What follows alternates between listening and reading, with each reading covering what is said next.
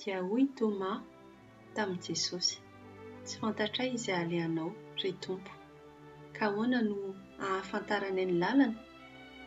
Fa novalian'i Jesosy hoe: izao no lalana sy fahamarinana ary aina. Tsy misy olona mankany amin'ray raha tsy amin'ny alalako.